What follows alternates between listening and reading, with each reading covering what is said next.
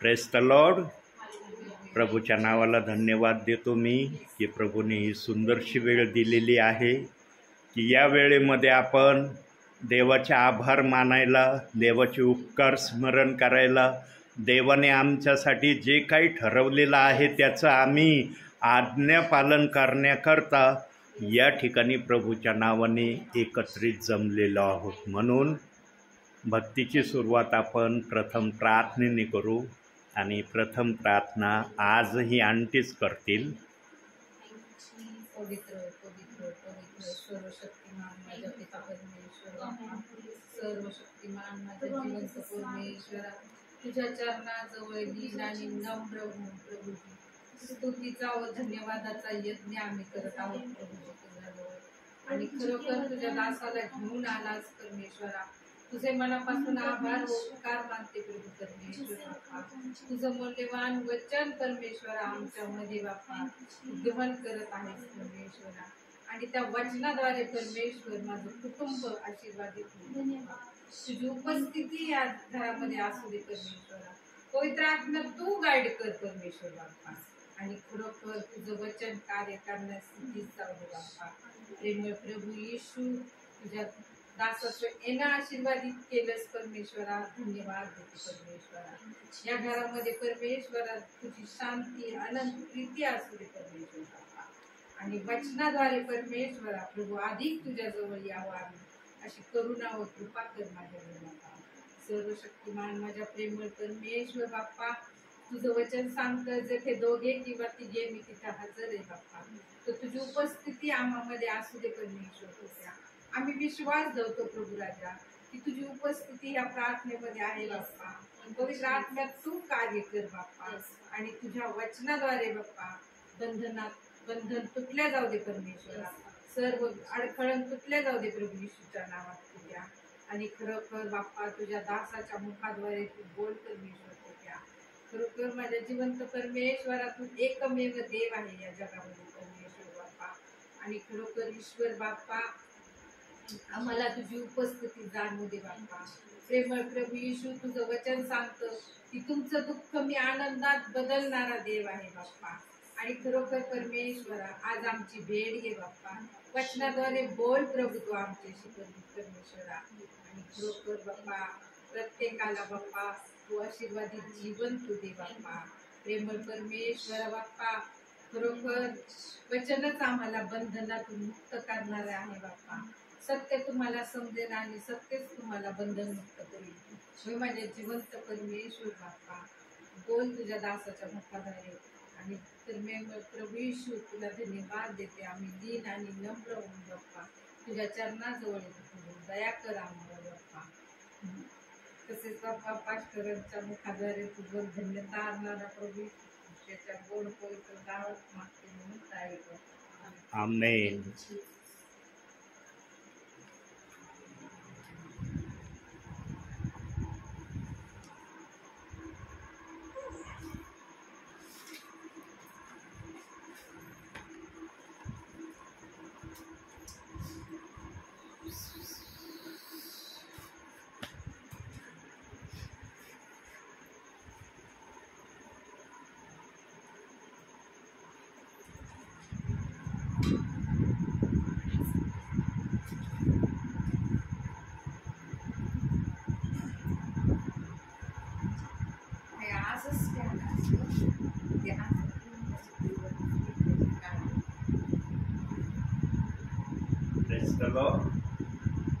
प्रभूच्या नावाला पुन्हा एकदा धन्यवाद देतो.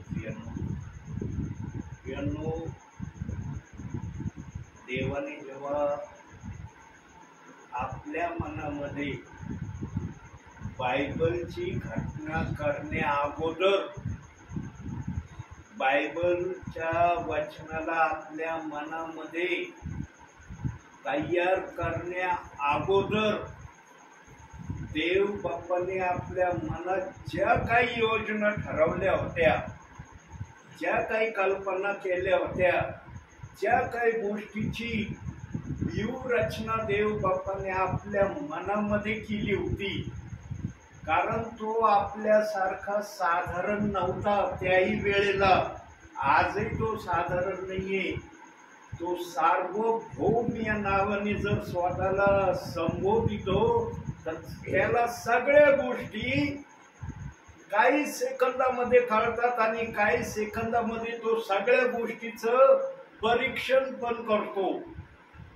त्याला आपल्यासारखं थांबून थांबून समजून घ्यावं नाही लागत. त्याला ताबडतोब सगळं कळतं. आणि त्याला आपल्या समयामध्ये हे देखील दिसलं होतं. मागील संदेशामध्ये पण सांगितलं पवित्र आत्म्याच्या प्रेरणेने. आज पुन्हा पवित्र आत्मा तेच वाक्य तुम्हाला कळवित आहे. बायबल घडवण्या अगोदर, बायबल अस्तित्वात आणण्या अगोदर देवाच्या आत्म्याला दिसलं होतं, माझ्या हाताने घडलेला मनुष्य माझं ऐकणार नाही. का बरं? देव बाप्पाने एकच अधिकार मनुष्याच्या अधीन केला.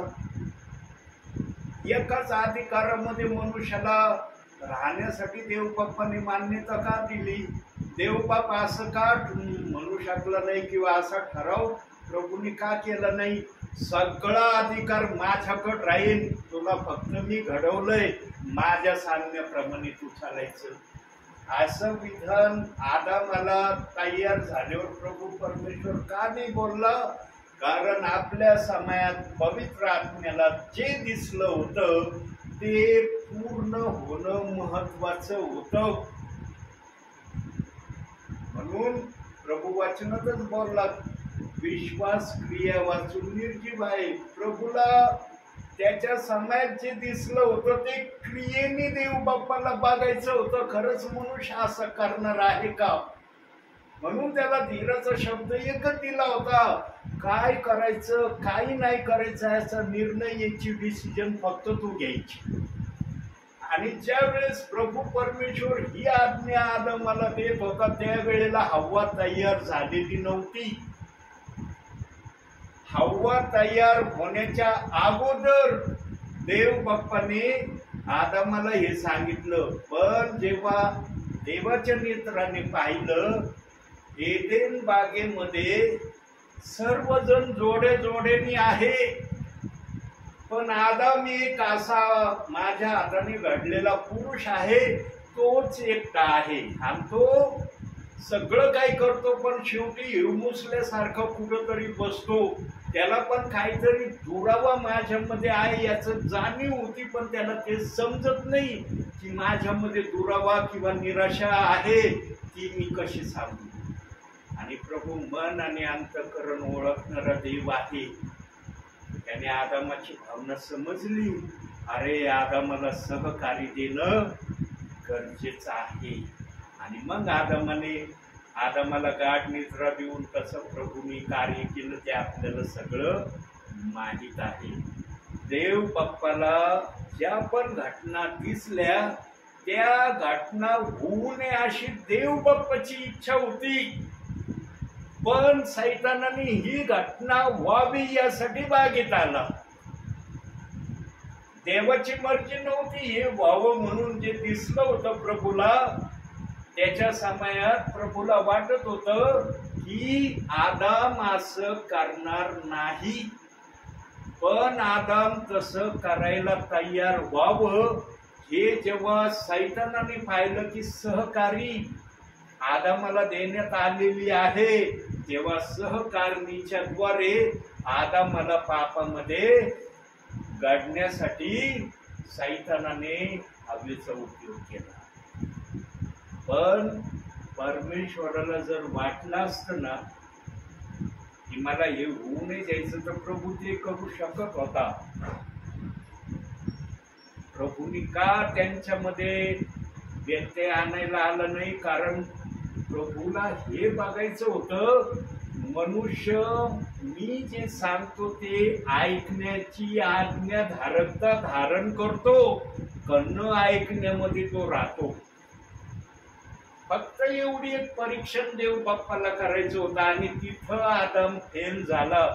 त्याने स्वतःचा निर्णय घेतला, देवाचा निर्णय त्यांनी बाजूला केला.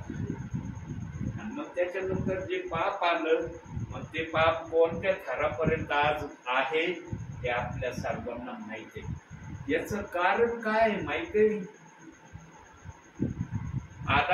आदमाच्या समयामध्ये बायबल होतं का? नाही. प्रभू परमेश्वर जे सांगन तेच आदमासाठी बायबल होतं त्या समयामध्ये. बायबल कुठंच वर्णन करत नाही की आदमाच्या हातात बायबल होतं, सांगतच नाही. कारण आदामाला जो शब्द प्रभूने दिला तेच आदामासाठी त्या समयामध्ये बायबल होतं. आणि देव बाप्पाला बघायचं होतं आदामाने जर माझा शब्द पाळला तर कदाचित बायबल अस्तित्वात आलं नसतं. कारण प्रभू या पृथ्वीवर फक्त एका दिवसासाठी आला होता.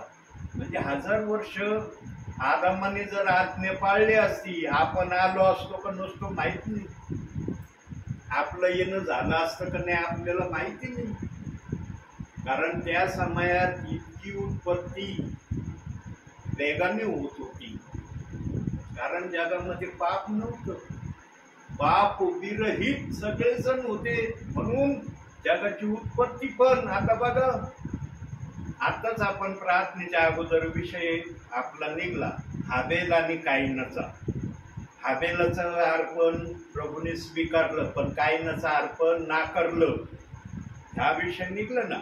आदम जेव्हा कायनाने हाबेलाला मारलं देवाने त्याला शाप दिला तेव्हा तो नून देशात गेला असं बायबल सांगते. आता सांगा पृथ्वीच्या पाठीवर जर आदामानंतर कायन हाबेल होते मग हा नून देश कुठं होता? हा नून देश कुठं होता? जर बायबल सांगतंय की या आदम हवेनंतर 2च मुलं या भूतलावर आले होते आणि जेव्हा कायनाने हाबेलाला मारलं आणि तो नून देशात पडून गेला मग हा नून देश तयार झाला कस काय?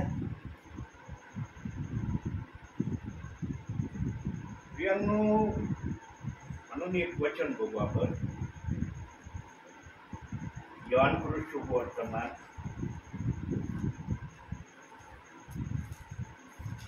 21 अध्याय 25 वचन.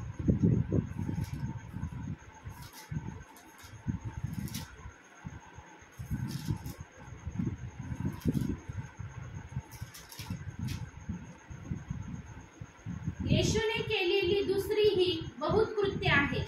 ती सर्व एक एक लिहिली तर लिहिलेले पुस्तके या जगात मावणार नाहीत असे मला वाटते. हे जेव्हा 2 पुत्र 25 जगामध्ये आले, हे जगामध्ये आल्याबरोबर यांनी लगेच अर्पण आणलं आणि लगेच कायनाने हाबेलाला मारला असं झालेलं नाही. हे जेव्हा जगामध्ये आले ना कित्येक वर्ष हे आई बापाच्या सानिध्यामध्ये राहिले असतील आणि मग यांची जेव्हा या 2 पुत्राची निर्मिती झाल्यानंतर आदाम हवेला आणखी पण पुत्र कन्या झाल्या असतील का नसतील? त्याची नोंद या ठिकाणी नाही. म्हणून ते वचन सांगतं की जर एक एक गोष्ट सविस्तर सांगितली तर या जगात मावणार नाही एवढं मोठं बायबल अस्तित्वात येईल. काही गोष्टी गुप्त ठेवल्यात प्रभूने. कशासाठी ठेवल्यात? की त्या आमच्यासाठी देव बाप्पाला योग्य वाटल्या नाही म्हणून त्या गुप्त ठेवल्या. कायन हाबेल झाल्यानंतर पुत्र कन्या झालेच नाही आदाम हवेला असं नाही, अनेक झाले असतील आणि जे अनेक उदयास आले ते कदाचित नून देशात जाऊन राहिले असतील. म्हणून कायन पळून नून देशात गेला न तर जिथं देश नाही तिथं कशाला गेला असता कायन. काही गोष्टींना आपल्याला पवित्र आत्म्याच्या मार्गदर्शनाशिवाय कळणार नाही. तिथं तुमची किती बुद्धी चालवली ना तुम्ही, नाही बाबा मी माझ्या बुद्धीने हे सांगणं असं तसं, पवित्र आत्मा जमूच देणार नाही. पवित्र आत्मा जे पण सांगतो त्याला वचनाचा पुरावा देतो आणि नंतर जे त्याच्या मनामध्ये आहे ते सेवकाच्या मुखातून प्रगट करतो. कारण सेवकाला पण माहीत नसतं. मी बरेचदा अडखळलो, म्हटलं अरे आज काहीन हाबेल होते फक्त, आणि मग शाप दिल्यावर काही नून देशात गेला, नून देश आला कुठून, कस काय आला. मी पण गोंधळात पडायचो. प्रियानो, पवित्र आत्म्याच्या सहाय्यतेशिवाय आम्हाला देव बाप्पाचं वचन शब्दशः समजणं कठीण आहे. आमच्या बुद्धीने आम्ही कधीच वचनाचा तर्क लावू शकत नाही.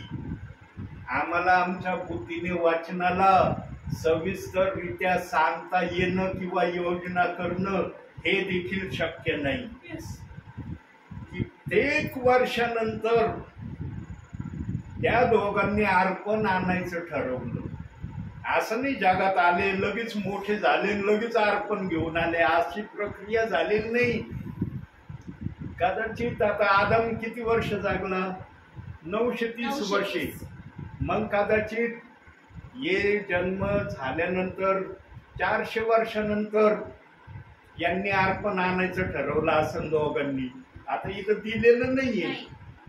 आपण धरूया आपल्याला समजण्यासाठी की 400 वर्षानंतर या दोघांनी ठरवलं असेल की आम्हाला परमेश्वराला अर्पण आणायचंय.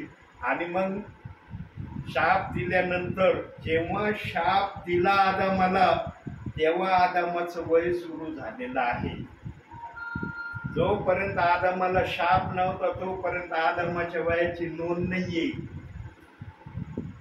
लक्षात घ्याये, शाप दिल्यावर आदामाचं वय सुरू झालेलं आहे. शापाच्या अगोदर आदामाचं वय याची नोंद नाही.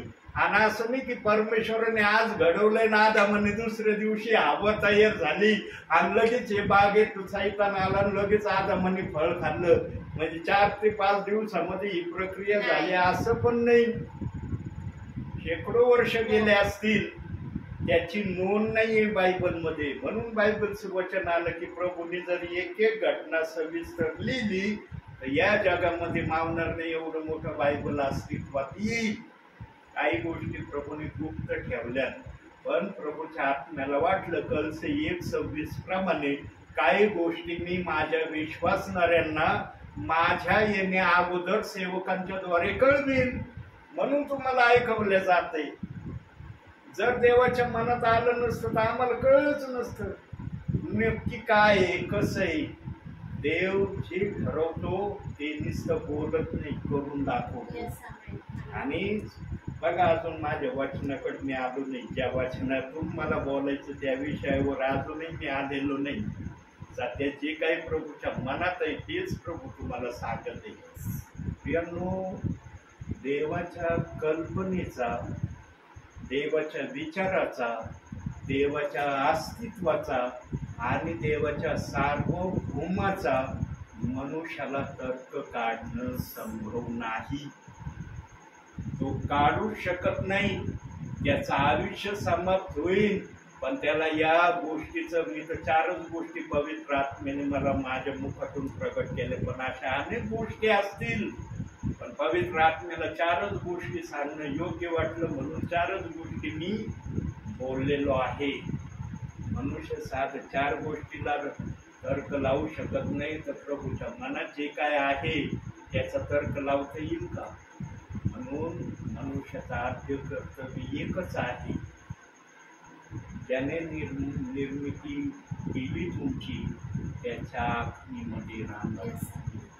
आणि ही आज्ञा स्वर्गापासून प्रभूने ठरवलेली आहे. ही आज्ञा पृथ्वीवरच होती असे नाही. स्वर्गापासून प्रभूने हे नियम केला होता. लुसिफरचा सैतान का झाला?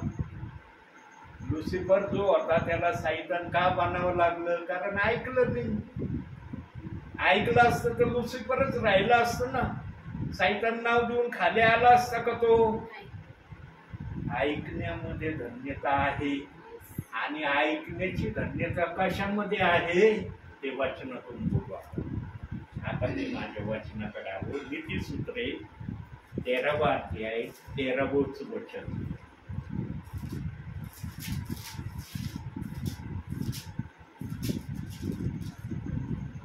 वचन तुच्छ मानणारा स्वतःवर अनर्थ आणतो, पण आज्ञेचा धाक बाळगण्यास चांगले प्रतिफळ मिळते.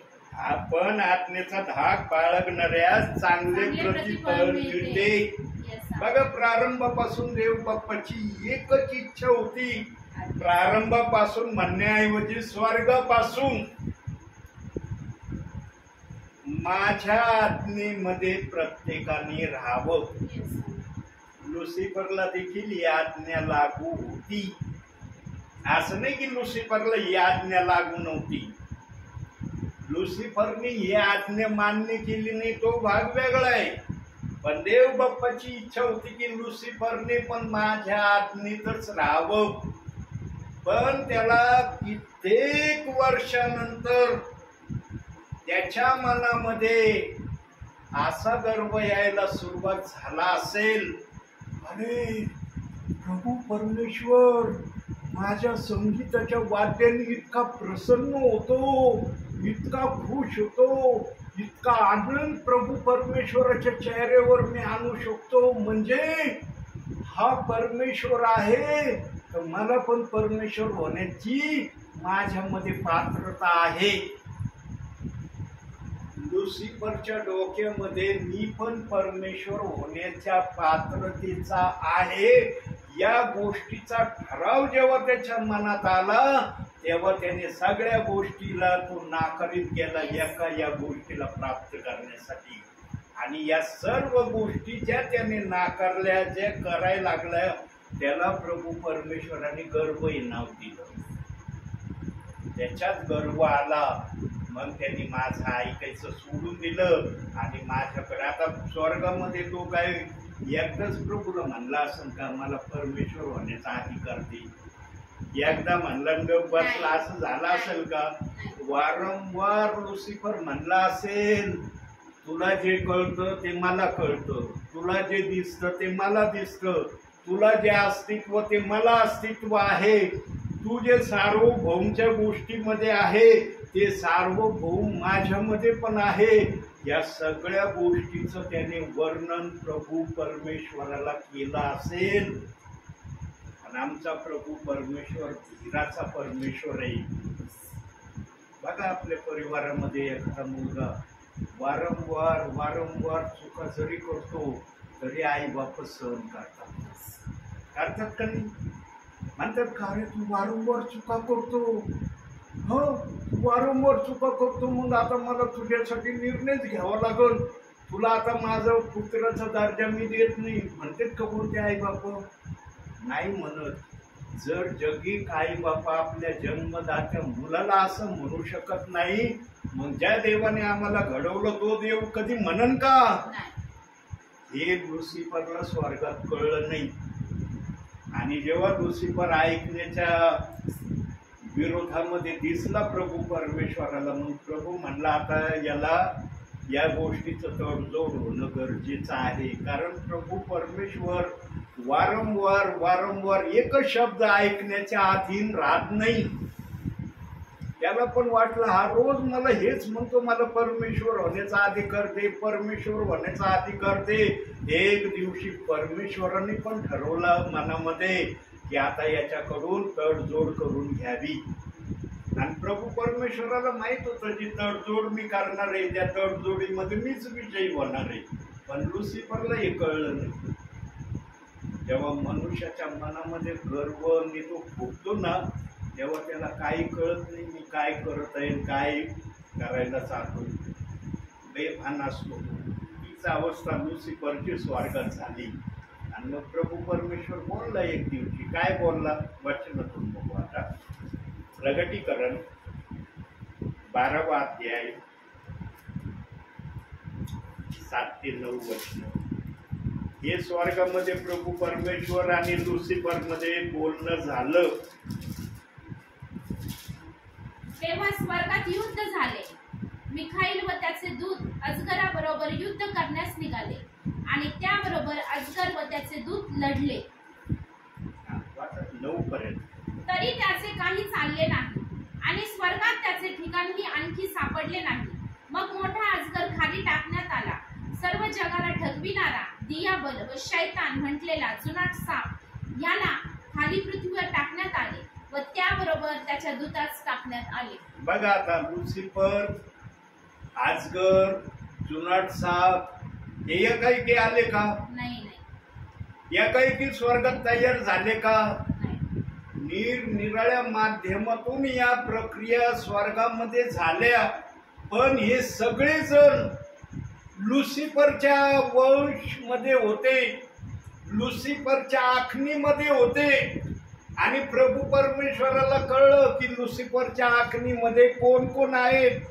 जेव्हा त्याचा पराभव स्वर्गामध्ये झाला तेव्हा प्रभू परमेश्वर या जुनाट सापाला, आजगराला, सगळ्याला म्हणला असं, तुम्ही लुसिफरचं ऐकलं ना, Yes. तुम्हाला पण या ठिकाणी राहायचा अधिकार नाही, निघा तुम्ही पण याच्या बरोबर. लुसिफरची एकही सेना प्रभू परमेश्वराने स्वर्गामध्ये ठेवली नाही. Yes. सगळ्यांना काढलं बाहेर. हो. पण युद्धात हार झाल्यानंतर ते वचन आले खाली. जोपर्यंत युद्धात त्याची हार झाली नाही तोपर्यंत त्यांचे नाव आलेत का अगोदर? नाही. वचन आम्हाला पवित्र आत्माच आपल्या पद्धतीने व्यवस्थित सांगू शकतो. अगोदर नाव आले असते, नंतर त्याचा पराभव झाला असता, बरोबर दिसला असतं का वचन? म्हणून हारल्यानंतर तू तर हारलंच ना, चल आता तुम्ही पण याच्या बाजूने होते ना, तुम्ही पण निघा याच्यावर, थांबू नका इथं. स्वर्गामध्ये देव बाप्पाला इतका त्रास लुसिफरने दिला असेल, त्या त्रासाचं वर्णन देव बाप्पाने बायबलमध्ये केलेलं नाही. आता युद्धापर्यंत जर प्रभू परमेश्वर आला म्हटल्यावर विचार करा, प्रभू परमेश्वर एकाएकी युद्धासाठी तयार झाला का? म्हणजे किती प्रभू परमेश्वराला लुसिफरने त्रास दिला असेल. देवाने खूप समजावण्याचा प्रयत्न केला. पहिले त्याच्या मनामध्ये दुःख वाटलं की हा माझा दूत माझ्या संगती असून ह्याच्या मनामध्ये असा विचार कस काय येऊ शकतो. काय बोलला असेल प्रभू परमेश्वर माहिती का? लुसिफरा, तू निर्मिती आहे, Yes. मी निर्माता आहे. निर्माता हा निर्माता असतो, निर्मिती असते. निर्मितीला निर्माता होता येत नाही हे प्रभू परमेश्वराने लुसिफरला सांगितलं. पण त्याचं मन फुगून गेलंय गर्वाने. गर्वाने फुगलेल्या व्यक्तीला चांगलं काय आणि वाईट काय समजतच नाही प्रियांनो. म्हणून नीतिसूत्रात गर्वाविषयी बरेच वेळेस वचन दिलेत. गर्व जिथं झाला तिथं पाडण्याची प्रक्रिया सुरू झाली. अनेक माध्यमातून गर्वाला शल्मोन राजाने वचनामध्ये प्रकट केलं. आणि मग हा जो गर्व लुसिफर मधला होता, तो गर्व मनुष्यात येऊ नये म्हणून प्रभू परमेश्वराने काहीतरी त्याला आळा घातलेला आहे. आज आम्हाला का देव बाप्पाने पूर्णपणे टाकून नाही दिलं? आम्ही करतोच ना, पाप करतोच का नाही? म्हणता येतं का आम्ही पाप करत नाही? आम्ही पाप विरहित जगतो म्हणता येतं? आमचे पाप आम्ही करतो प्रभू विरुद्ध, तरी प्रभू आमच्या पापावर पांघरून घालतो का? कारण आमच्यामध्ये ते लुसिफरचा गुण नाहीये. देव बाप्पाने आमच्यामध्ये लुसिफरचा गुण ठेवलेला नाही. म्हणून देवबाप आमचे जे काही पाप होतात त्याच्यावर पांघरून घालतो. कारण आदामाने ऐकलं नाही म्हणून प्रभू परमेश्वराने ठरवलं की आता येणारी प्रजा पण माझा ऐकणारी होणार नाही. म्हणून प्रभू आम्हाला वारंवार क्षमा करत राहतो. पण देवाने त्याला पण एक काळा घालण्याचं ठरावाचं वचन दिलंय. तू पाप केलं तर ते पाप पुन्हा करू नको. आणि मग तसे पुरावे दिलेत बायबलमध्ये. काय पुरावे दिलेत बघूया. 2 पुरावे फक्त वाचनातून बघू आपण. योहान वर्तमान 8वा अध्याय 11वं वचन.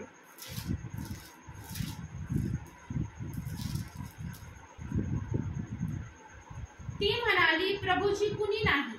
तेव्हा येशू तिला म्हणाला, मीही तुला दंड ठरवित नाही.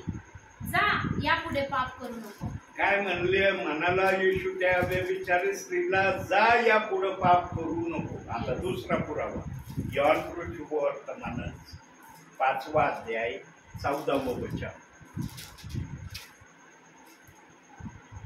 त्यानंतर येशूने त्याला मंदिरात गाठून म्हटले, पहा, तू बरा झाला आहेस.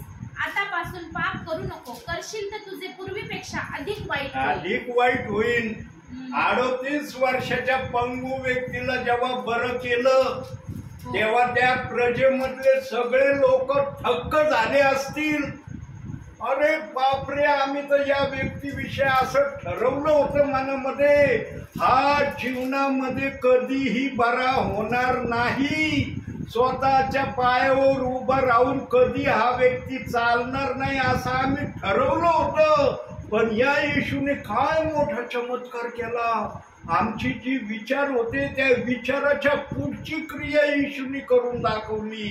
आणि मग येशूने पण त्या पंगू व्यक्तीला एकच आज्ञा दिली, आतापासून बरा झालास ना, आता पाप करू नको. करशील तर पूर्वीपेक्षा तुझा अधिक वाईट होईल. मग आणि हे जे 2 वचन दाखवले, या 2 वचनामधल्या प्रियजनांनी येशूचा शब्द मोडला नाही. बायबल पुढे त्यांच्याविषयी शब्द देत नाही की यांनी पाप केले आणि येशूची आज्ञा मोडणारे झाले. त्यांचं नाव नाही आलं म्हणजे त्यांनी त्या आज्ञा पाळल्या. त्या काळातले काही विश्वासणारे प्रियजन ऐकणारे आणि करणारे होते. जे त्या काळात होत होतं तेच याही काळामध्ये येशूला आपल्या विश्वासणाऱ्याकडून करून घ्यायचा आहे. म्हणून तो काय म्हणतो, योहान शुभवर्तमान 15वा अध्याय 5वं वचन. बघा काय म्हणतो येशू, मी वेल आहे, तुम्ही फाटे आहात.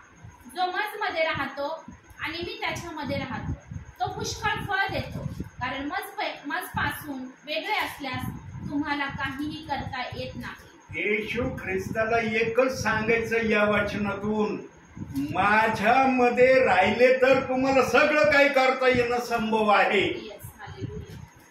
माझ्यापासून वेगळे जर झाले ना, तुम्हाला काही करता येणं शक्य नाही. म्हणून मत्तेच्या 6व्या अध्यायामध्ये म्हणलं ना, चिंता करून कोण आपल्या डोक्याचा एक केस काळ्याचा पांढरा करू शकतो, म्हणलं ना.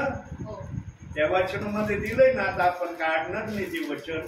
कोणालाही आपला केस पांढरा किंवा काळा करता येत नाही. चिंता करू नका या संदर्भात प्रभू त्या ठिकाणी बोललेला आहे. कारण प्रभूला हेच त्या अध्यायातून पण सांगायचंय, माझ्या नावात राहिले ना, तुम्हाला चिंता करायची गरज नाही. चिंता कोण करतो माहिती का, ज्याच्यामध्ये प्रभू नाही, कॉन्फिडेंट ज्याच्यात नसतो ना की अरे माझ्यात प्रभू आहे का नाही याची खात्री ज्याला नसती ना, तो चिंता करतो. बरं का, याचा अर्थ असा नाही की विश्वासणारा चिंता करत नाही. विश्वासणारा पण चिंता करतो. पण विश्वासणारा कोणत्या गोष्टीची चिंता करतो, भविष्यामध्ये त्यांनी जे आराखडा तयार केलेला असतो ना त्याची चिंता करतो.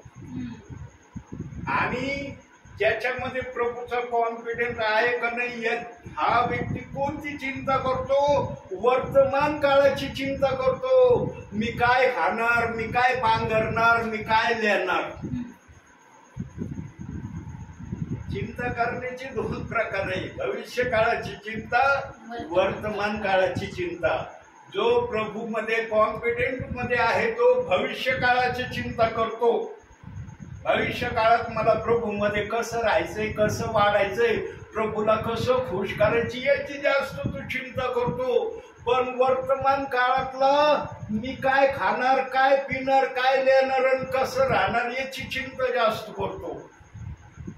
चाललंय ना आज पण वर्तमान काळामध्ये काही जणांची ही चिंता. देव बाप्पाला जसं पण आपल्या वचनाला आपल्या विश्वासणाऱ्याला सांगण्यास योग्य वाटतं तसं तो सांगायला समजते. का असं सांगतो? देव बाप्पाची एकच इच्छा असते. काय इच्छा असते? माझ्या विश्वासणाऱ्यांना आशीर्वाद भेटला पाहिजे. आता तुम्ही पण आशीर्वादासाठीच बसलात की नाही? सगळे काम सोडले तुम्ही. असते तुमचे काही काम जरुरी. मी असं नाही म्हणत की काही तुम्हाला जरुरी कामं नाही, पण तुम्ही त्या जरुरी कामापेक्षा देवाच्या कामाला अधिक प्राधान्य का दिलं? कारण तुम्हाला माहिती आहे देवाकडून मला आशीर्वाद हवा आहे. यांनो, विश्वासणारे पण बसतात ना प्रेयरला, तर ते पण आशा घेऊनच बसतात. म्हणून प्रभू पण सेवकाच्या द्वारे काही ना काही घेऊनच येतो. सेवकाला रिकामं नाही पाठवितो. म्हणून प्रभू म्हणला काहीतरी जमा कर, तू थोडं तरी जमा कर, बाकीचं देईन मी तुला. 5 वचन तू जमा कर, बाकीचं मी सांगेन. मला जे सांगायचं ते तुला मी सांगत नाही. संदेश सुरू झाल्यावर तुला कळन मी कसं बोलत आहे, काय बोलत आहे. प्रियांनो, सेवकाने काही ना काही आपल्या जवळ ठेवावं ही देव बाप्पाची इच्छा आहे. पण मी असा एक सेवक होतो काही वर्ष, आणि विश्वासणारे आजही साक्षीदार आहेत या वाक्याला माझ्या. मी स्वतः सांगायचो, मी संदेश तयार करत नाही, मी मननही करत नाही, मी फक्त प्रेयरला निघतो. मला माहिती आहे मी जिथं पण जाईल माझा प्रभू माझ्या बरोबर आहे, तो माझ्याशी बोलत. त्याही समयात प्रभूने मला सांभाळून घेतलं. आणि आजही ते विश्वासणारे काही परिवार आहेत.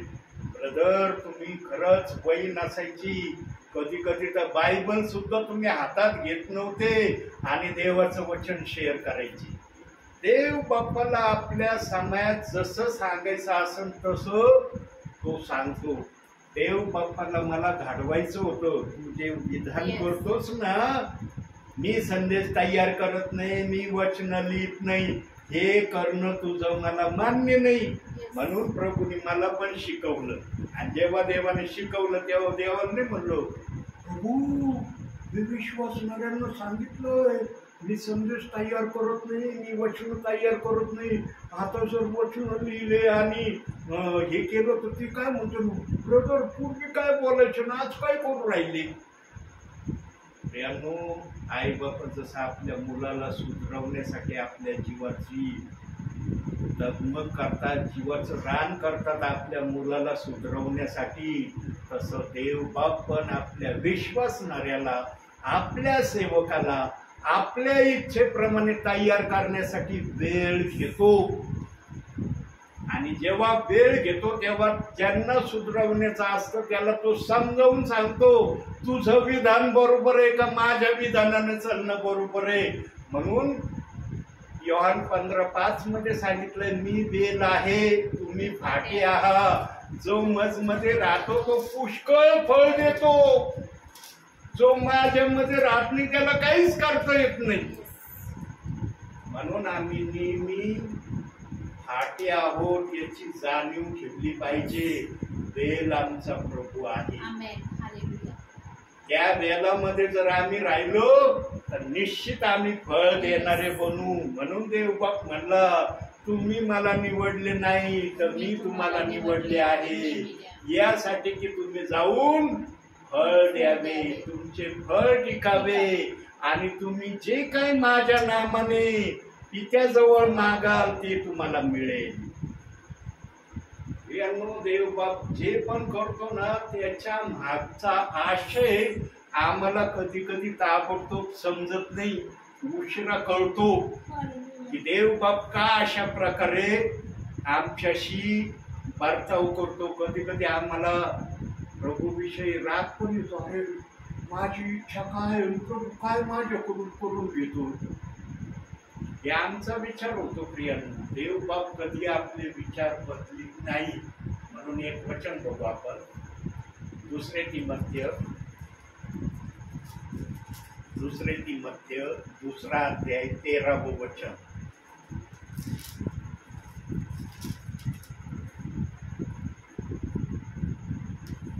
आपण अविश्वासी झालो तरी तो विश्वासू राहतो, कारण त्याच्याने स्वतःविरुद्ध वागवत नाही. बघा, प्रभू म्हणतो मला माझ्या स्वतःच्या विरुद्ध वागता येत नाही. तुम्ही वागू शकता स्वतःच्या विरुद्ध, पण मला माझ्या स्वतःच्या विरुद्ध कधीच वागता येत नाही. म्हणून प्रभू म्हणतो तुम्ही अविश्वासू झाले तसा मी अविश्वासू होत नाही. मी आहे त्या जागेवरच राहतो आणि ज्या जागेवर मी आहे त्या जागेवर मी तुम्हाला आणण्यासाठी तुमच्या मनाची तयारी करत राहतो. म्हणून देव बाप्पाने सांगितलं वचनाप्रमाणे आचरण करणारे व्हा. कशासाठी हे वचन दिलंय? कारण देव बाप्पाने जी पण योजना केली ना त्या योजनेमध्ये आम्ही खरे उतरावे, आम्ही तसं बनावं, तशा गोष्टी आमच्याकडून व्हाव्या. म्हणून देव बाप्पाने काही काही ठिकाणी असे वचन ठेवले की ते वचन आम्ही कधी विसरत नाही. आता आणखी एक वचनाकडे जाऊ. नीतिसूत्रे काढूया. 13वा अध्याय 3रं वचन बघा. दुसरी गोष्ट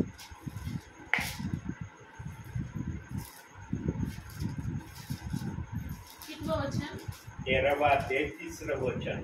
जो आपले तोंड सांभाळतो तो आपला जीव राखतो, जो आपले तोंड वाचतो त्याच्यावर अरिष्ट येते. त्याच्यावर अरिष्ट येते. जो प्रभूचा ऐकणार नाही ना त्याने समजून घ्यायचं मी माझ्या भावी जीवनात कधी सुखी राहणार. शॉर्ट अँड स्ट्रीट मध्ये समजून घ्यायचं. जर याला फार फोड तर जितकं फोडू तेवढं निघतच राहील याच्यातून. आपण वाचनाला जितकं फोडू ना तितकं त्याच्यातून बाहेर निघणारच आहे, ते थांबणार नाही. पण आम्ही थोडक्यामध्ये समजून घ्यायचं की देवाचं आम्ही ऐकलं नाही तर आम्हाला अरेस्टाचा सामना करावा लागेल. आम्ही अरेस्टामध्ये पाडल्याशिवाय राहणार नाही. म्हणून काय शब्द आला? आपलं तोंड तुम्ही सांभाळा. शारीरिक जीवनामध्ये पण सांभाळा, आत्मिक जीवनामध्ये पण सांभाळा. इथं असं नाही की शारीरिक जीवनातच सांभाळायचं ना आत्मिक जीवनात काही करायचं. आत्मिक जीवनात तेच करायचं जे प्रभूला मान्य आहे. म्हणून प्रभू म्हणतो तुम्ही स्वतःचे मालक नाही, मी तुम्हाला खरेदी केलंय. म्हणतो ना पहिले करंती 6:19-20 मध्ये. बघा देव बाप्पाचे वचन. देव बाप आपल्या परीने आपल्या विश्वासणाऱ्याला कसं समजून सांगण्यास समर्थ आहे. प्रेमो आमची वाचा आम्ही जर सांभाळली ना आम्ही जीवनामध्ये यशस्वी झाल्याशिवाय राहणार नाही. पण जर आम्ही आमची वाचा सांभाळली नाही ना तर समजून घ्यायचं आम्ही जीवनामध्ये यशस्वी होतोच याची खात्री देता येत नाही. म्हणून प्रियांनो ख्रिस्तामध्ये जर आपल्या मुखाला आवरायचं असेल आणि देवाप्रमाणे तुम्हाला चालण्यासाठी तयार व्हायचं असेल तर वचनामध्ये राहण्यासारखा दुसरा पर्याय नाही. म्हणून नीतिसूत्रे 16:20 मध्ये म्हणतो जो वचनाकडे लक्ष देतो त्याचे कल्याण होते. जो वचनाकडे लक्ष देत नाही त्याचं कधीच कल्याण होत नाही. बरं का, बायबलचे वचन असे काही कोड करून देव बाप्पाने ठेवलेले आहेत की देव बाप्पाच्या आत्म्याला ते आपल्या विश्वासणाऱ्यांना वारंवार सांगणं आवडतं. का आवडतं? कारण विश्वासणारा देवाच्या इच्छेप्रमाणे बनावा म्हणून तो सांगतो. तो पण असंच सांगत नाही. त्याच्या सांगण्यामागं कारण आहे की आम्ही देवासारखं देवाच्या इच्छेप्रमाणे बनावं म्हणून प्रभू बोलतो. म्हणून देव म्हणला संदेश मनुष्याच्या इच्छेने आलेला नाही, पवित्र पुरुषाने देवापासून आलेला पवित्र आत्म्यातून तुम्हाला संदेश दिला. प्रभू जवळ बोलायला हर प्रकारचा शब्द आहे. प्रभू कुठंही अडखळत नाही. अरे या वाक्यावर आलोय, आता या वाक्याला पूर्ण करण्यासाठी काय करू, माझ्याजवळ वाक्य नाही, असं प्रभू कधीच आपल्या स्वतःला म्हणत नाही. त्याच्याजवळ विचाराचा साठा आहे, त्याच्याजवळ वचनाचाही साठा आहे. फक्त बोलणारा आत्म्यातून असला पाहिजे, ही देव बाप्पाची इच्छा आहे. आणखी पुढील वचनाकडे जाऊ. नीतिसूत्रे 13वा अध्याय 18वं वचन बघा. आता आणखी एक विचार. बोधाचा आविर करणाऱ्याला दारिद्र्य व लज्जा ही प्राप्त होतात, परंतु वाग्दंड ऐकणारा सन्मान पावतो. वाग्दंड ऐकणारा सन्मान पावतो, म्हणजे देवाच्या इच्छेवर चालणारा नेहमी जीवनामध्ये आशीर्वादित राहतो. हा संकट येतील, परेशानी येतील, दुःख येईल, कारण देव बाप्पाने योहान 16:30 मध्ये सांगितलंय, जगामध्ये तुम्हाला क्लेश होतील तरी धीर धरा, कारण मी जगाला जिंकले आहे. देव बाप हर प्रकारे आपल्या विश्वासणाऱ्याला आपल्या मनातल्या योजना वचनातून विचारातून सांगतो. का? कारण माझा विश्वासणारा माझ्याप्रमाणे तयार व्हावा. आज एवढं मोठं बायबल आम्हाला दिलंय ना, या बायबलचं एकच कारण आहे. काय कारण आहे? सर्वात मोठं कारण या बायबलचं एकच आहे. त्याचे पण दोन कारण नाही, एकच कारण आहे. आज जुना करार, नवीन करार, हे दोन्ही करार ज्या बायबल मध्ये आहे, या दोन्ही कराराचा उद्देश एक आहे. उद्देश एक आहे. म्हणून बाप्तिस्मी दोन आहेत, पण घ्यायला एक सांगितलंय. सांगितलं ना प्रभूने, दोन नका घेऊ म्हणला. पण आजच्या विश्वासणाऱ्याला समजून नाही राहिलं दोन म्हणजे काय. मागील 2-3 संदेशात प्रभू बोलला, पिता पुत्र पवित्र आत्म्याच्या नावाने बाप्तिस्मा घेतलेल्या व्यक्तीने पुन्हा त्या नावाने बाप्तिस्मा घेतला तर ते दोन बनतात. येशू ख्रिस्ताच्या नावाने बाप्तिस्मा घेतला आणि त्याच विश्वासणाऱ्याने परत त्याच नावाने बाप्तिस्मा घेतला तर त्याचे दोन होतात. इकडचा बाप्तिस्मा घेतला तरी एकच आहे, इकडचा घेतला तरी एकच आहे. म्हणून प्रभू म्हणला दोन वचन एक घ्या. पण आजचे विश्वासणारे त्याच्या पुढचे अक्कल चालविते प्रभूच्या पुढची. अरे प्रभू म्हणलं योग घ्या, योग घेतला बस, याचं नाव गोष्टच घ्यायची नाही, याचं नावही काढायचं नाही. काय म्हटलं वचन तर रेफरन्स सांगू नका आम्हाला तो रेफरन्स ऐकायची इच्छा होत नाही. का म्हणतात असं? कारण त्यांना समजत नाही वचन देव बाप्पाने कसं दिलंय. म्हणून देव बाप्पाने जुना करार, नवीन करार याच्यामध्ये एकच उद्देश ठेवलाय. दोन उद्देश नाही ठेवला. कोणता एक उद्देश ठेवला? वचनातून. प्रत्येक वर्तमान 5वा अध्याय 48वं वचन.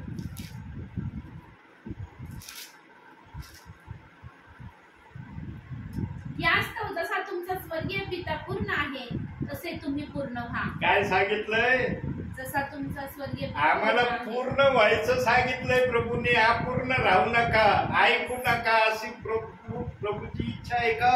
नाही. आम्ही ऐकावं आणि देवा समान आम्ही बनावं. ह्या आशेमुळं हे बायबल आमच्या हातात आहे. आता बायबल आम्हाला द्यायची काही गरज होती का प्रभूला? सर्वात मोठी इच्छा प्रभूची एक आहे. जसा प्रभू पूर्ण आहे तसे आम्ही पूर्ण व्हायसाठी आम्हाला हे दिलंय. म्हणून प्रभू म्हणतो रोज बायबल वाचा, कमीत कमी एक अध्याय वाचा. आपल्या आत्म्याला कधी उपाशी ठेवू नका. कधी असा मनाचाही विचार आणू नका की मी माझ्या आत्म्याला उपाशी ठेवीन. हे वचन ना आत्म्याला जातं. जे काही जगातलं जेवण आपण जेवतो ते शरीराला जातं. काही जण ना शरीराला भरपूर देतात बरं का, चांगलं चांगलं देतात, पण आत्म्याला देत नाही.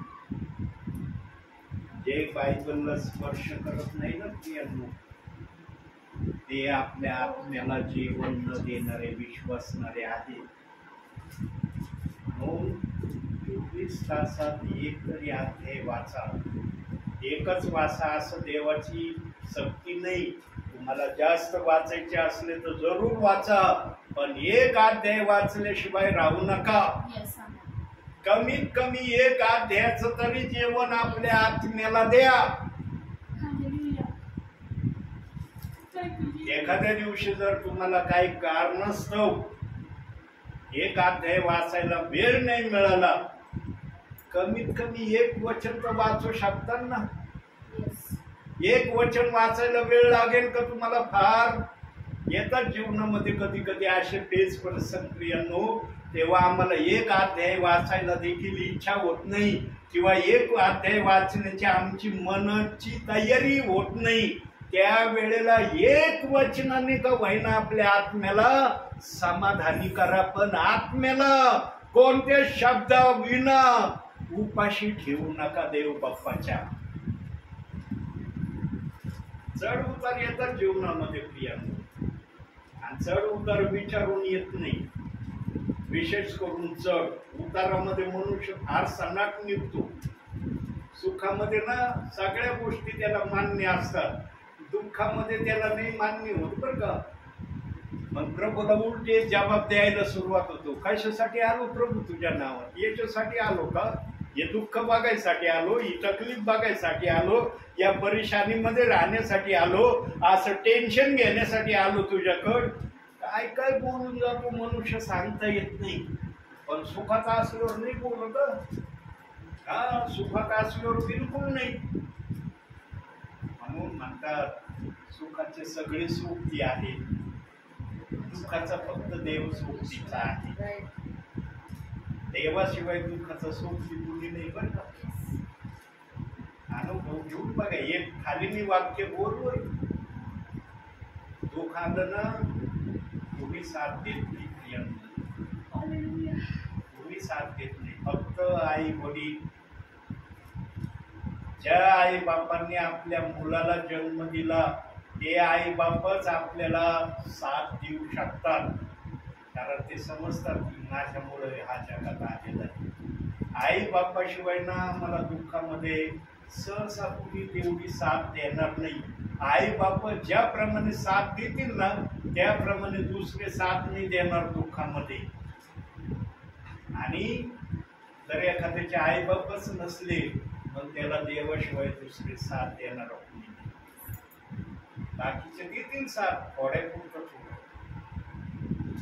टेम्पररी ज्याला म्हणतो टेम्पररी साथ देतील. जन्मभराच्या आम्ही कुणीच घेणार नाही. हा, तुला टेम्पररीचे काय पाहिजे देईन भाऊ, मला जेवढं देण्याची हिंमत तेवढं देईन, बस त्याच्या पुढं मी तुला देऊ शकत नाही. तुला दिलं तर मग मी काय करू? मला पण संसार प्रपंच आहे, तुला देत बसलो म्हणून माझ्या संसार प्रपंचाला काय करू? मनुष्याच्या डोक्यात फार प्रश्न उद्भवतात. मग म्हणून आई बाप ज्या प्रकारे आपल्या मुलाला सहाय्यता करू शकतात इतर करू शकत नाही. थोडक्यापुरती थोडी सहाय्यता आम्हाला जरूर मिळेल, पण जन्मभराची सहाय्यता आई बापासारखी कुणी आम्हाला करणार नाही. त्यामुळे जो आजच्या पेच प्रसंगातून जातो ना त्यालाच या वाक्याचं महत्व कळतं. जो जात नाही ना त्याला मी कळत हे वाक्य, अरे काय बोलू राहिले, काय ऐकू राहिले. तो त्या परिस्थितीत जातो ना त्याला ती परिस्थिती कळते की हे जे मी ऐकलं ते खरं आहे का. म्हणून प्रियांनो, भावी जीवनामध्ये दुःखामध्ये न जाण्याचा सर्वात उत्तम पर्याय ऐकणे.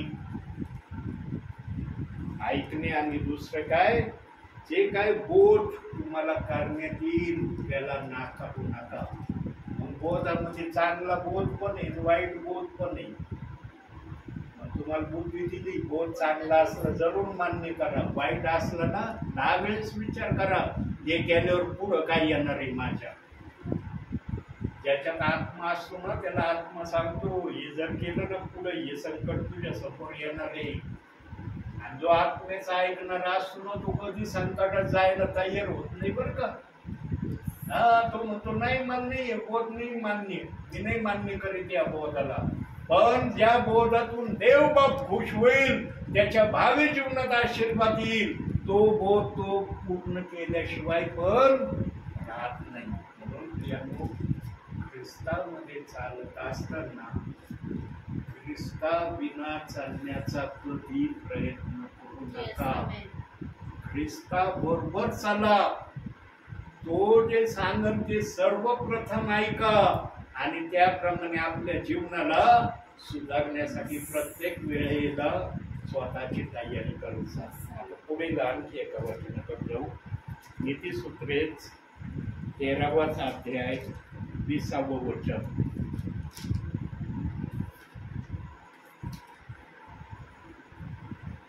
सुज्ञाची सोबत धर म्हणजे सुज्ञ होशील, मूर्खाची सोबती कष्ट पावत. चांगल्या व्यक्ती बरोबर राहिलं ना तू चांगलंच बनशील, वाईट बरोबर राहिलं ना तू वाईटच बनशील. मानलं तर गुण नक्की तुझ्यात येणार त्या व्यक्तीचे.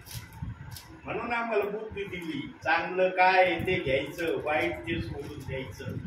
आणि सुज्ञता प्राप्त करण्यासाठी देवाच्या वचनापेक्षा दुसरी सुज्ञता आम्हाला कुठंच भेटू शकत नाही. आणि जे वचनाप्रमाणे असतात जगणारे त्यांच्या संगतीत जर आम्ही राहिलो तर त्यांचे चांगले गुण आमच्यामध्ये यायला पण वेळ लागत नाही. आमची बुद्धी वचन वाचतो का नाही वाचन, त्यांना वाचायला वेळ आहे, तुला वेळ नाही का. त्यांना जर वेळ मिळतो तुला वेळ नाही मिळत, तू वेळेचा उपयोग करत नाही, ते वेळेचा उपयोग करतात. आम्हाला चांगल्या बरोबर राहण्याची सवय लागली ना आमच्यामध्ये पण चांगले गुण यायला सुरुवात होतात.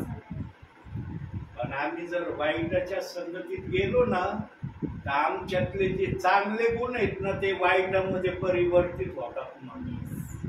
चांगलं जातं निघून वाईटच आम्ही करायला सुरुवात करतो. म्हणून वचन सांगतं की सुज्ञाना बरोबर तू राहिला तर सुज्ञानी बनशील. वचनात राहिला तर वचनाच्या आत्मीय धारकतेचा बहुमान तुला मिळेल. वचनात राहिलं नाही तर हा बहुमान तुला मिळणार नाही. म्हणून ख्रिस्तामध्ये चालत असताना आम्हाला वचन असलेल्या बरोबर राहायचं, ज्यांच्या जवळ वचन नाही त्यांच्या बरोबर राहायचं हे ठरवण्याचा अधिकार आमचा आहे. ज्याला खरोखर भावी जीवनामध्ये प्रभूला खुश करायचा असेल ना तो देव बाप्पाच्या इच्छेला खुश करण्यासाठी हर प्रकारच्या गोष्टीमध्ये उतरण्यासाठी सज्ज राहतो. पण ज्याला देवाला खुश करण्याची इच्छा नसेल ना, टेम्पररी देव बाप्पाला फक्त खुश करण्याची आशा असेल ना, तो कधी जीवनामध्ये सफलतेचं जीवन जगणार नाही. म्हणून खालच्या भागात लिहिलंय मूर्खाचा शोभती कष्ट पावतो. संकट येतील, त्रास येईल, छळ येईल, निंदा येईल, आजार येईल, न जाणे आणखी काय काय येईल. म्हणून स्तोत्र 91 दिलंय ना आम्हाला, जो परस्पराच्या गुप्तस्थली बसतो तो सर्व समर्थाच्या सावलीत दिलंय ना वचन. बघा देवबाप कोणत्याही वचनातून आपलं वचन दाखवण्यास समर्थ आहे का नाही. म्हणून आम्ही देवाच्या सानिध्यात असणं आमच्यासाठी फायद्याचं आहे, योग्यतेचं आहे. आता शेवटच्या वचनाकडे जाऊ. नीतिसूत्रेच 13वा अध्याय 24वे वचन. जो आपली छडी आडवितो तो आपल्या मुलाचा वैरी होय, पण जो वेळीच त्याला शिक्षा करीतो तो त्याचवर प्रीती करणारा होय. ही सर्वात मोठी समस्या ना कधी कधी आई बापांसमोर असते बरं. मुलगा लहान असताना पण असते आणि मुलगा मोठा झाल्यावर तर म्हणतं काय आई बापाच्या हातीच्या बाहेर कधी कधी ती समस्या होऊन बसते. म्हणून देवबापांनी एक वचन लिहिलंय, काढूया आपण अनुवादाचं पुस्तक 6वा अध्याय 7वं वचन.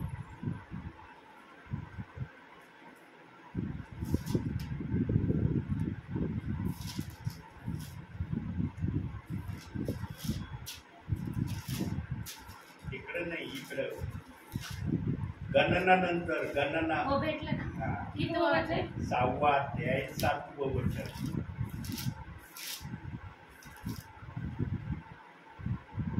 आणि त्या तू आपल्या मुलाबाळांच्या मनावर ठशिव आणि घरी असता, मार्गाने चालत असता, निसता उठता त्याविषयी बोलत जा. कशाविषयी बोलत जा?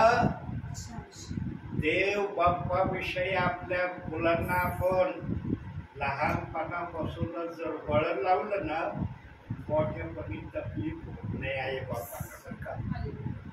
पण आपल्या मुलांना आम्ही लहानपणापासून देव बाप्पाच्या वचनाविषयी चालता बोलता निसता उठता हे सांगितलं नाही ना, मोठेपणी आम्हाला तकलीफ होऊ शकते. बघा आज काही मुलं आपल्या आई बापांना उत्तर देतात, ऐकून नाही घेत. बरं का काही मुलं आई बापांनी जर एखादा शब्द बोलला ना, लगेच त्याला प्रत्युत्तर देतात. ते का देतात?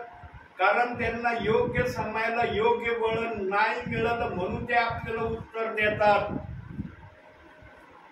त्यांना योग्य बनवलं असतं ते कधी तुम्हाला उत्तर देणारे झाले नसते. आणि म्हणून देवबाप म्हणतो लहानपणी छडीचा उपयोग कर. लहानपणी त्यांच्यासाठी छडी हे औषध आहे. मोठेपणी शब्दाचे मार हा त्यांच्यासाठी छडी आहे. मोठेपणी छडीचा काय उपयोग नाही बरं का, शब्द ही त्यांच्यासाठी मार आहे. पण हे मार कोण सहन करतील? ज्यांनी लहानपणी छडी सहन केली ते सहन करतील. ज्यांनी लहानपणी छडी सहन नाही केली मग त्यांना मोठेपणी शब्दाची छडी पेलवणार नाही. म्हणून देव बाप्पांनी सांगितलं, काय सांगितलं? स्तोत्र संहिता 127 3रं वचन. पहा, संतती हे परमेश्वराने दिलेले धन आहे, पोटचे फळ त्याची देणगी आहे. या देणगीला आम्हाला नीटनेटकं सांभाळायची जबाबदारी दिली आहे बापांना. कारण देव म्हणतोय माझं धन आहे, तुला दिलंय मी, फक्त सांभाळण्यासाठी दिलंय.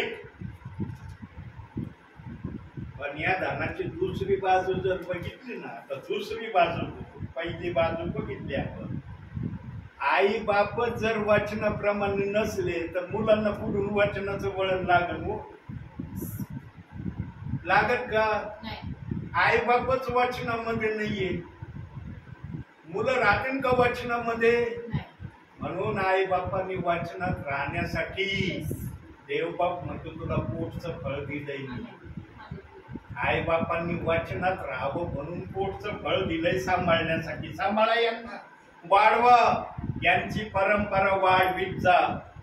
आपल्यानंतर आपले मुलं, आपल्या मुलानंतर त्यांचे मुलांचे मुलं, त्यांच्या मुलांचे मुलं, चालली नाही परंपरा.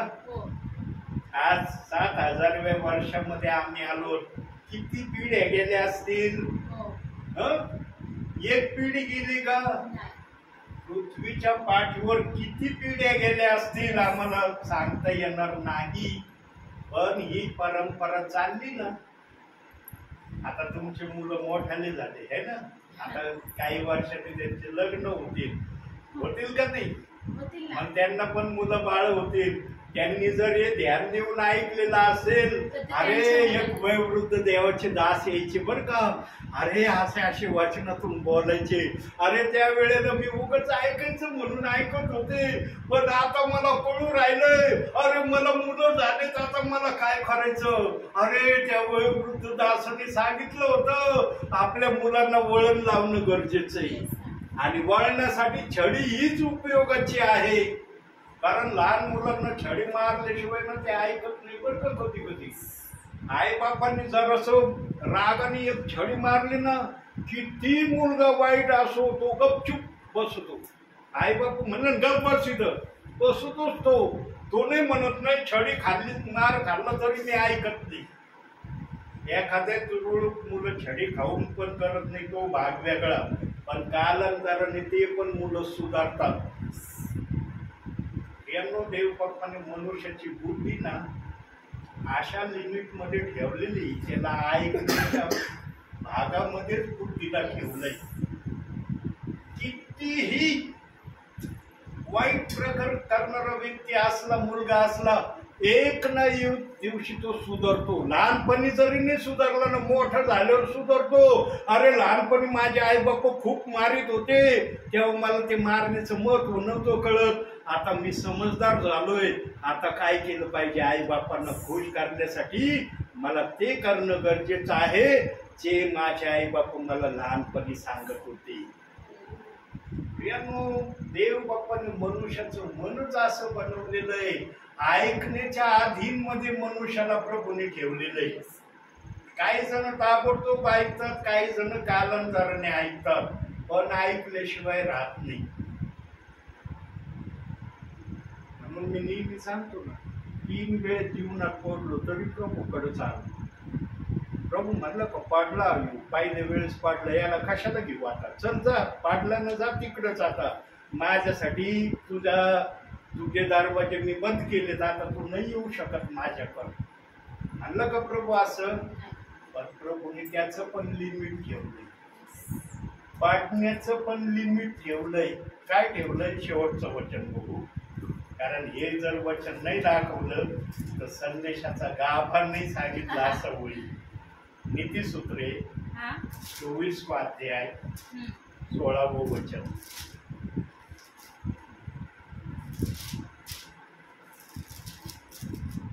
तुझ्या वाणीतून यथार्थ बोल, निघाल्यास माझे अंतर्याम उल्हासेल. कितवा अध्याय काढा? 24 ना? 24 अध्याय 16वं वचन. सॉरी, मी 23 वाचला. कारण धार्मिक 7 वेळा पडला तरी पुन्हा उठतो, पण दुर्जन अरिष्ट आल्याबरोबर जमीन दोस्त होतात. मनुष्याला पण पाडण्यासाठी 7 वेळेस प्रभूने संधी दिली. 7च का दिली? कारण प्रभूने 7 आकडा हा पूर्णतेचं दर्शन ठरवलेला आहे. म्हणून प्रभू परमेश्वराने 7व्या दिवशी एदेन बागेमध्ये विश्रांती घेतली. 6 दिवस काम केलं, 7व्या दिवशी आराम केला. म्हणून मनुष्याला पण 7 वेळेस पाडण्याचा अधिकार आहे. 8व्या वेळेस प्रभूच्या दरबारामध्ये त्याच्यासाठी जागा नाही, बिलकुल जागा नाही. स्वर्गामध्ये येण्यास तो योग्यतेचा नाही. 8व्या वेळेस देवबाप कोणाला स्वीकारितच नाही. 7 वेळेस स्वीकारण्याची देवबाप्पाने तयारी दाखवलेली. सांगा कोणता व्यक्ती भावी जीवनामध्ये 7 वेळेस पाडल्यावर पण 8व्या वेळेस पाडण्याची तयारी करेल का? नाही. आतापर्यंत मी ऐकलं नाही. जे गेले ना प्रभू पासून ते परत प्रभूकडे आले नाही. म्हणून डोंगरावरच्या वचन जेव्हा प्रभू येशू ख्रिस्तांनी सांगितलं ना हजारोच्या लोकांना, तेव्हा हजारोतले काही जण म्हणले, अरे बापरे, या येशूने असं वचन सांगितलं, तुम्ही तुमच्या एका गालावर मारले, दुसरा गाल पुढं करा. अरे बापरे, ऐकायला लय चांगलं वाटलं, फार सोपं वाटलं, पण प्रत्यक्षात जर माझ्या गालावर कुणी मारली तर मी मारल्याशिवाय राहील का? वचन ना वाचणं ऐकणं सोपं आहे, पण त्याला कृतीत उतरवणं अवघड आहे. आणि कृतीत उतरवण्याची जर कोणाची तयारी असेल वाचनाला, तर त्याच्यामध्ये पवित्र आत्मा असणं गरजेचं आहे. जर तो कृतीने वचनाला जीवनामध्ये उतरविल, त्याच्यामध्ये पवित्र आत्मा नसला ना, तो कधी ना कधी देवाच्या वचनाच्या विरोधात केल्याशिवाय राहणार. मग सगळे म्हणले, नाही बाबा, हा उपदेश चांगला होता, पण याप्रमाणे करण्याची माझ्यामध्ये ताकद नाही. प्रभू, तुझे बोलला ना तसं मी करू शकत नाही. मला ना तुला सोडून जाणं आवडतं, पण तुझ्यामध्ये राहणं मला मान्य नाही. प्रभू, मला जाऊ शकतात, तुम्हाला मी आडवीत नाही. सगळे गेले, हजारोंच्या हजारो गेले, 12 जण थांबले. 12 जणांना पण प्रभू म्हणला, हे पहा सगळे चालले, तुम्हाला पण जायचं का? शिमोन पेत्र म्हणला, जीवनाची वचने आपणाजवळ आहे, आम्ही कुठं जायचं? आणि जेव्हा शिमोन पेत्राचं हे वाक्य येशूला समजलं आत्म्यामध्ये, तेव्हा येशू ख्रिस्ताने त्यांना 12 शिष्य होण्याचा अधिकार दिला. त्यांना जे ऐकण्याच्या तयारीत असतात ना, देव बाप त्यालाच ओळखतो. म्हणून येशू म्हणला, माझी मेंढरे माझी वाणी ऐकतात, ते माझ्या मागे येतात आणि मी त्यांना ओळखतो. त्यांनो, आपल्या भावी जीवनामध्ये मुलांना वळण ज्यांनी लावलं ना जीवनामध्ये, ते आई बाप जीवनामध्ये देवाच्या नजरेमध्ये सर्वात आशीर्वादित आई बाप आहे. वळण कसंच लावायचं, जसं वचनात सांगितलंय. तर वचनात सांगितलं एक आणि तुम्ही लावतात वळण एक, त्याला काही अर्थ नाही. वचनाप्रमाणे वळण जे लावतील ना, तेच आई बाप देवाच्या नजरेमध्ये धन्य आहेत. म्हणून सांगा, आज कोणाला धन्य हा शब्द ऐकण्यास इच्छुक नाही? सगळ्यांना धन्य शब्द मान्य आहे ना? म्हणून प्रियांनो, धन्य शब्द प्राप्त करायचा असेल तर प्रभू येईपर्यंत आम्हाला विश्वासू राहावा लागेल आणि प्रभू सांगतो त्याप्रमाणे करावा लागेल. आणि हे करण्यासाठी आम्ही देवाच्या भयामध्ये आणि देवाच्या वचनामध्ये या 2 गोष्टीशिवाय आम्हाला पण ही प्रक्रिया आमच्या जीवनामध्ये पूर्ण करता येणं शक्य नाही. म्हणून आजच्या या छोट्याशा संदेशातून देव बाप तुम्हाला आणि मला भरपूर आणि भरपूर आशीर्वाद देऊ. आम्ही प्रार्थना करत राहू दे, तिथंच राहू.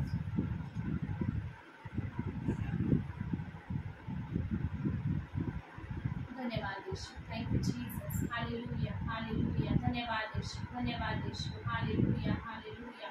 पवित्र पवित्र सेनाधीश परमेश्वर बापा, आकाशाच्या आणि पृथ्वीच्या निर्माण करते आमच्या जिवंत प्रभू परमेश्वर पित्या, आम्ही तुझ्या नावाला धन्यवाद देतो, तुझी स्तुती करतो, तुला गौरव देतो बापा, कारण तू योग्यतेचा परमेश्वर आहेस माझ्या देवा. तू अनादिकालापासून तर अनंत कालापर्यंत परमेश्वर तूच आहेस माझ्या देवा.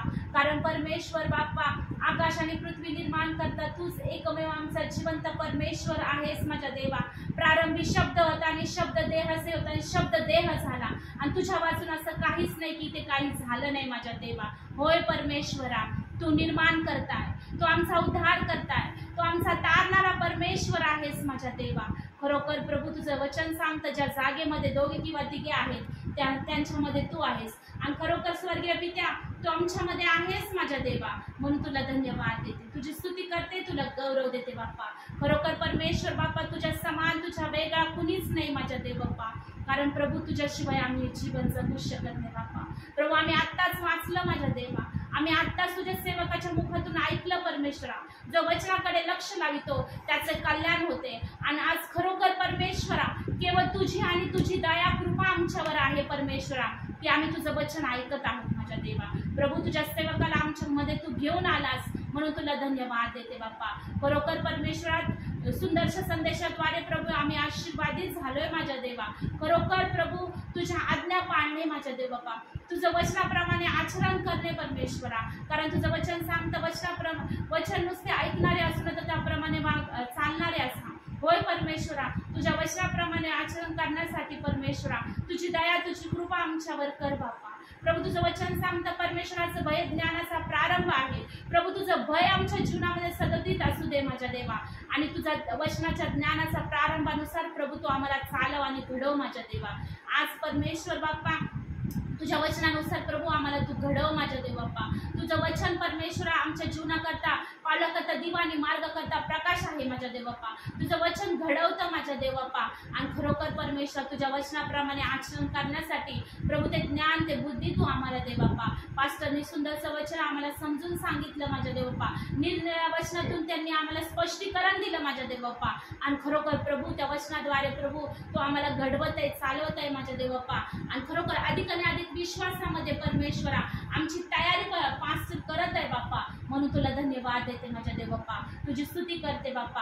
खरोखर परमेश्वरा पास्टरने सुंदररित्या सांगितलं की आतापासूनच तुम्ही तुमच्या लेकरांना वचनानुसार प्रभू जीवन घडवा माझ्या देव बाप्पा. आज खरोखर बाप्पा पोटचं फळ परमेश्वराची देणगी आहे माझ्या देवा. आणि आज प्रभू परमेश्वर बाप्पा आज आम्हाला तेवढं तू प्रिपेअर कर माझ्या देव बाप्पा. आम्हाला पूर्ण कर माझ्या देव बाप्पा. कारण परमेश्वर तू पूर्णतेच आहे आणि तुझी इच्छा आहे बाप्पा की आम्ही देखील पूर्ण व्हावं माझ्या देवा.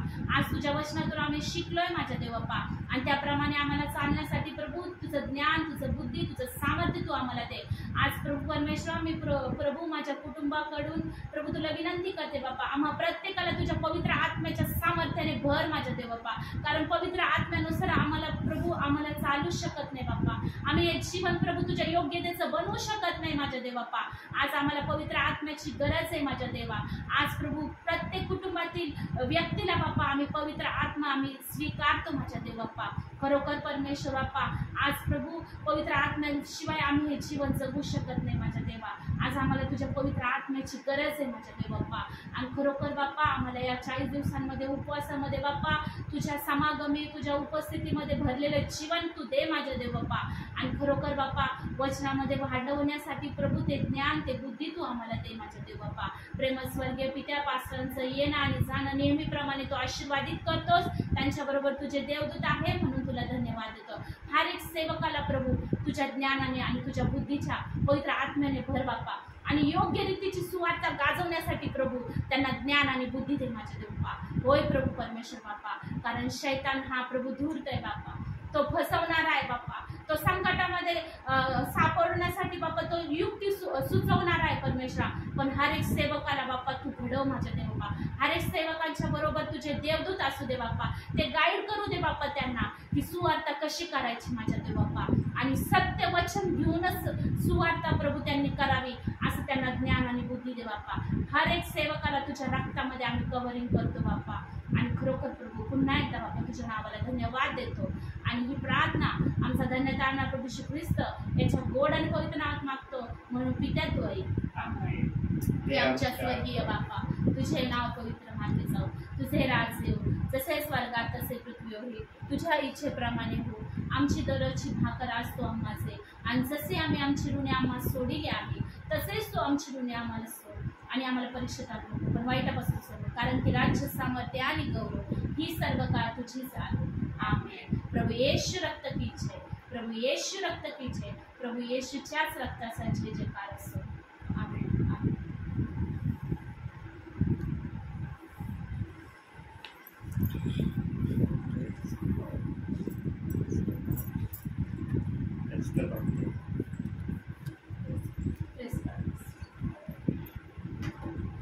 बंद केलं नाही चालूच आहे.